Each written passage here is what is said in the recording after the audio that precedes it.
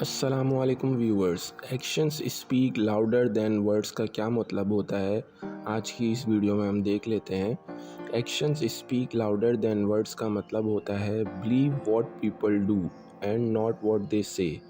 यानी कि जो लोग बोलते हैं, अक्सर लोग बोलते रहते हैं कुछ ना कुछ, तो उन बातों पर यकीन मत करें, लेकिन जो लोग करते हैं, जो लोग अपने एक्शंस से कर दिखाते हैं, एग्ज़ाम्पल सेट करते हैं अपने एक्शंस से, तो उस पर यकीन किया जाए।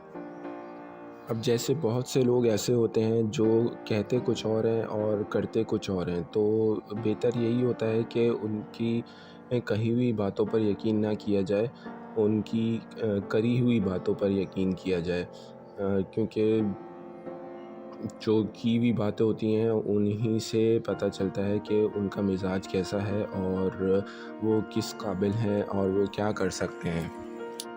ठीक है दोस्तों, तो ये था आज का हमारा sentence, actions speak louder than words. अगर आपको वीडियो पसंद आई हो तो लाइक का बटन ज़रूर प्रेस कर दें और हमारे चैनल को ज़रूर सब्सक्राइब करें।